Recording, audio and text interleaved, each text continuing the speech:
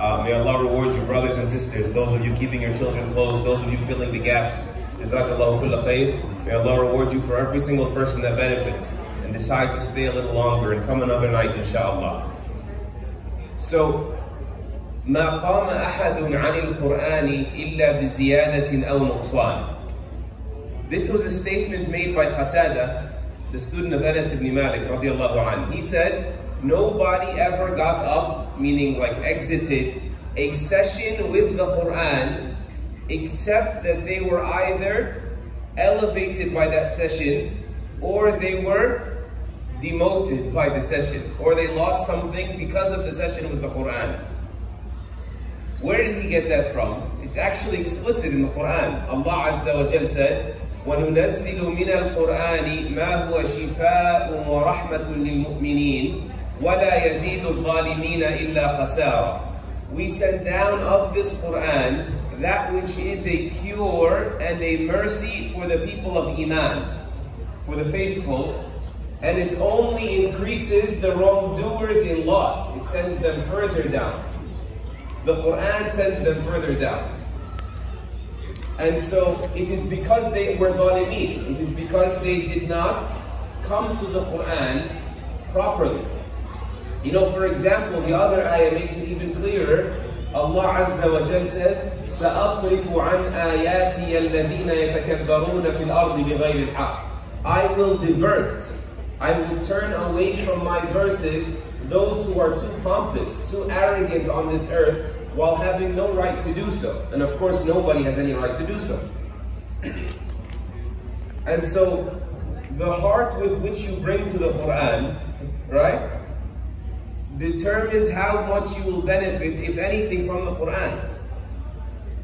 And this actually brings us, to think about Siyam itself. The fasting itself brings you to a state of noticing your fragileness, your weakness as a human being.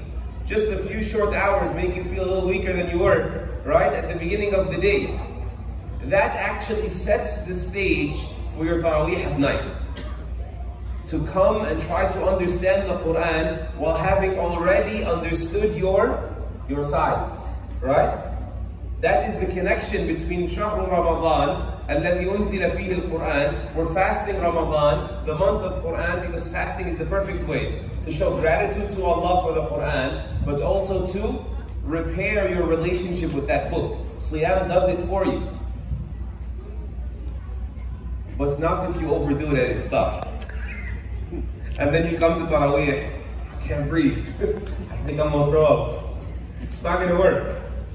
That's why, Al-Imam Ahmad rahimahullah, one man once asked him, أَيَرِقَّ الْقَلْبُ مَعَ الشِّبَعِ. Can a heart be softened on a full stomach? قَالَ لَا أَرَى. I said, I don't see how that could be possible. Maybe, but I just can't imagine it. How can it be possible? You come with the overbearing stomach, right? And then you think the Quran is going to be accessed that way. It's not going to work. Because the emptiness of the stomach, the smallness of what we eat in Ramadan, is part of the way to set the stage to approach the Quran correctly. We were just hearing Surah Al-Baqarah, the story of the cow, the Baqarah. The way they were approaching God's words is why they went astray, right? Like, God is speaking. Musa alayhi salam speaks on his behalf. Go slaughter a cow. That's the whole story, right? What does that even mean, slaughter a cow? Like, why is someone saying this? So it would send them further and further astray. That was the whole point of the surah being named Surah Al-Baqarah. The angels in Surah Al-Baqarah, you heard the earlier verse, said, Ya Allah, why are you putting humans on earth? And quickly they said, Subhanaka la ilma lana illa ma 'allamtana. Glorified you are, you know what we don't know. Completely different state of being when you're approaching the Quran. You hear in Surah Al-Baqarah, also in so many surahs throughout the Quran, Alif Lam Mim, Alif Lam Mim Ra, Alif Lam Mim Sad. Why? What does that mean? What are all these disjointed letters there for if we don't know their meaning? And most Sahaba believe we actually don't know their meaning, and Allah wanted it that way so that we remember. One of the most important things you have to learn is that there's so many things out there you can never know. That's part of you getting the best out of the Quran, is approaching the Quran with that humility. And of course, may Allah forbid The most extreme version of this are those who reject Allah's words altogether because they're too arrogant to just consider the truth in it. You know, I had a brother, I spent a long time on the phone with him yesterday, and I'll close with this story. He was very respectful, and that's why inshallah I'm very hopeful it will be a quick turnaround past his questions regarding the Quran being true. But he reminded me of many people in my life who, with a very different mindset, asked the same question about the Quran being preserved. They would say something along the lines of, do you think I'm a fool? You think I don't know any better? You're telling me the Quran says it's been preserved, and I know full well that there were variant qira'at in the Quran. Which one is the actual Quran? Right? I know that your Prophet sallallahu alaihi wasallam, I'm saying sallallahu alaihi wasallam, they would say to me, allowed other people to recite the Quran slightly differently, different ahruf. And yet we only have one harf now in the Uthmanic Mus'haf. And of course, by the way, this is him assuming he knows more than he actually does. Just so I clear that for you. This person, then there are many like them, they can't see past the fact that they misunderstood. When Allah said He preserved the Quran is certainly preserved. Is the Quran we have today the same Quran the Sahaba recited? Letter for letter, absolutely. It is. And is the Quran the Sahaba recited, the Quran they got from the Prophet ﷺ? Absolutely. There's no doubt about it. This is perfectly provable, right? You're assuming that Allah intended to preserve all the ahruf. You're assuming you understood the ayah.